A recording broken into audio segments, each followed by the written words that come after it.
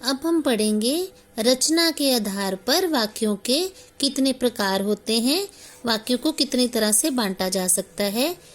रचना के आधार पर वाक्य 3 प्रकार के होते हैं।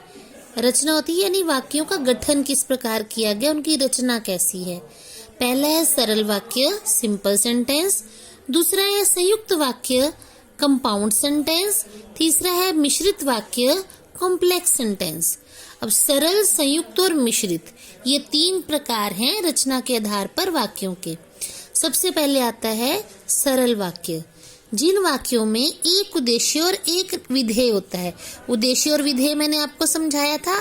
कर्ता जो वाक्य का होता है उसे उद्देश्य कहते हैं और बाकी का हिस्सा जो वाक्य का है जिसमें क्रिया और कर्म आते हैं वो विधेय होता है। वाक्य के 2 खंड हमने किए थे ना, 2 हिस्से।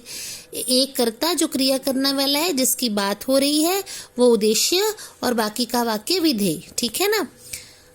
जिसमें एक उद्देश्य और एक विधेय होता है वह सरल वाक्य कहलाता है। जैसे माँ भोजन पका रही है, इसमें भोजन पकाने की क्रिया कौन कर रही है? माँ। तो माँ करता है, तो ये हो गया वाक्य का उद्देश्य, और भोजन पका रही है ये बाकी का हिस्सा क्या हो गया? विधेय। श्री राम ने रावण को मार दिया। अब यहाँ रावण को मारने की क्रिया कौन कर रहे हैं? श्री राम। तो श्री राम वाक्य के कर्ता है, ठीक है। तो श्री राम उद्देश्य हो गया, ने रावण को मार दिया ये हमारा वाक्य जो है बाकी का हिस्सा विधेय बन गया, क्योंकि रावण कर्म है और मारने की क्रिया हो रही है, तो ये बाकी का हिस्सा विधेय में आएगा। दूसरा है संयुक्त वाक्य, जिन वाक्यों में 2 या 2 से अधिक स्वतंत्र वाक्य और, किंतु, परंतु, तथा, या आदि समुच्चय बोधक शब्दों द्वारा जुड़े हों उन्हें संयुक्त वाक्य कहते हैं। फिर से देखते हैं, जिन वाक्यों में मतलब एक वाक्य बना दिया जाता है उसमें होते हैं 2 वाक्य, लेकिन उन दोनों वाक्यों को, दोनों का अपना अपना अर्थ होता है, स्वतंत्र वाक्य होते हैं, लेकिन हम बीच में और शब्द लगाकर, किंतु शब्द लगाकर, परंतु शब्द लगाकर, तथा शब्द लगाकर हम जोड़ते हैं तो वो संयुक्त वाक्य बन जाता है। जैसे ये एक वाक्य है, श्री राम ने रावण को मार दिया और सीता को छुड़वा लिया। अब श्री राम ने रावण को मार दिया एक वाक्य है, ये अपने आप में पूरा और स्वतंत्र वाक्य है। सीता को छुड़वा लिया, सीता को छुड़वा लिया ये दूसरा वाक्य है, वो भी स्वतंत्र है, 2 वाक्य हैं, लेकिन हमने उन दोनों को जोड़कर एक वाक्य का रूप दे दिया और शब्द लगाकर जोड़ दिया, तो हमारा वाक्य बन गया श्री राम ने रावण को मार दिया और सीता को छुड़वा दिया, ठीक है। अब इसकी और उदाहरण देखते हैं। सूरज निकला, सूरज निकला अपने आप में पूरा वाक्य है, इसका अर्थ निकल रहा है ना। सूरज निकला इतना से भी अगर वाक्य है तो ये लघुतम वाक्य है हमारा, सार्थक है, इसका अर्थ निकल रहा है। पक्षी चहचहाने लगे ये दूसरा वाक्य है, ये भी अपने आप में पूरा है, स्वतंत्र है, इसका भी अपना अर्थ निकल रहा है। लेकिन अगर हम दोनों वाक्यों को जोड़ दें और हमारा एक वाक्य बन जाए, सूरज निकला और पक्षी चहचहाने लगे, तो ये 2 वाक्यों को हमने जोड़कर एक वाक्य बनाया जो संयुक्त वाक्य कहलाएगा। ऐसे ही मैं आइसक्रीम खाऊं, ठीक है, ये एक वाक्य है, ठीक है ना। मैं लड्डू खाऊं ये दूसरा वाक्य है, लेकिन हमने या शब्द लगाकर दोनों वाक्यों को जोड़ दिया, तो एक वाक्य में हमने बदल दिया, तो क्या वाक्य बन गया? मैं आइसक्रीम खाऊं या लड्डू, ठीक है ना। इसका अर्थ तो ये हो ना, या लड्डू खाऊं, तो ये 2 वाक्य बन गए। जब 2 वाक्य जुड़ जाते हैं और, या, किंतु, परंतु ऐसे शब्द लगाकर, तो ये कौन सा वाक्य बन जाता है? संयुक्त वाक्य। अब अगला है तीसरा जो इसका रूप है मिश्रित वाक्य। मिश्रित का मतलब होता है मिला जुला, जिस वाक्य में एक मुख्य या प्रधान उपवाक्य हो और अन्य उपवाक्य उस पर आश्रित हो और योजक से जुड़े रहते हो, उसे मिश्रित वाक्य कहते हैं। इसको एक बार फिर समझेंगे। एक वाक्य होता है जिसमें एक तो प्रधान या मुख्य वाक्य होता है, ठीक है, उपवाक्य बोलते हैं, और बाकी के उपवाक्य यानी बाकी का दूसरा वाक्य उस पर निर्भर करता है, उस पर आश्रित होता है और योजक से जुड़ा रहता है, उसे मिश्रित वाक्य कहते हैं। इसकी निशानी क्या है? देखिए, मेरे पास एक गुड़िया है, ठीक है, ये एक वाक्य है, ये प्रधान वाक्य है। मेरे पास एक गुड़िया है, ये स्वतंत्र वाक्य है, ये प्रधान उपवाक्य हो गया। गुड़िया चाबी से चलती है, ये दूसरा वाक्य हो गया, ठीक है।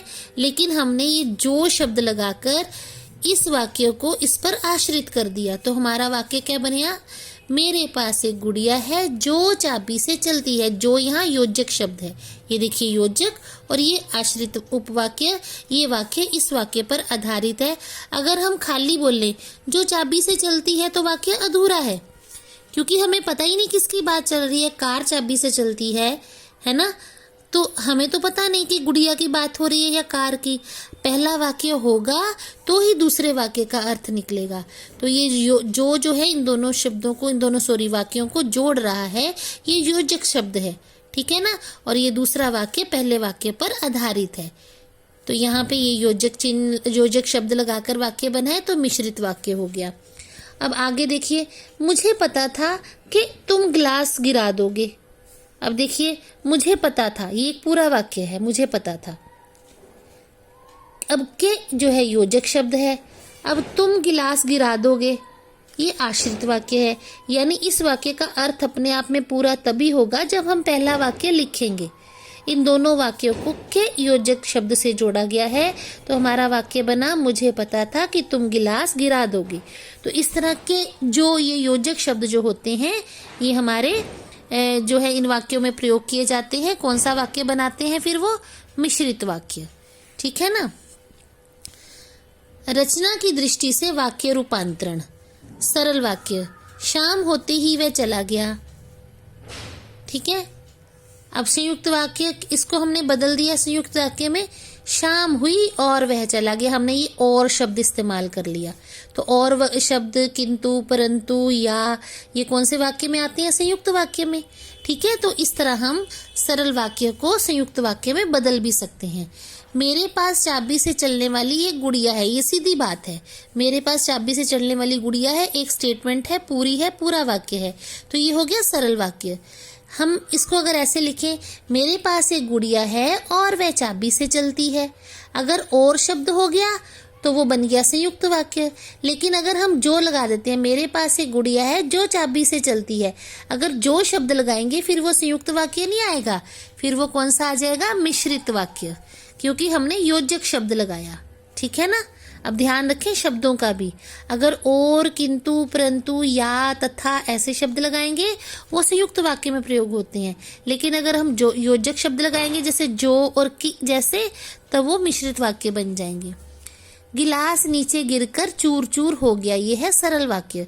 ये हमने सीधी एक स्टेटमेंट दी, एक सूचना दी कि गिलास नीचे गिरकर चूर चूर हो गया।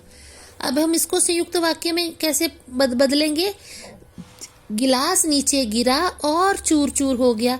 हमने यहाँ पे और शब्द लगाकर वाक्य को दो भागों में बांटकर इसको और के साथ जोड़ दिया, ठीक है ना। यहाँ दो क्रियाएं हुई ना, एक नीचे गिरने का, एक चूर चूर होने की, और दोनों क्रियाओं के बीच में हमने और शब्द लगा दिया। यहाँ पे तथा भी लगा सकते हैं, ठीक है ना। हम इसको ऐसे भी बोल सकते हैं, गिलास नीचे गिरा तथा चूर चूर हो गया, ठीक है ना।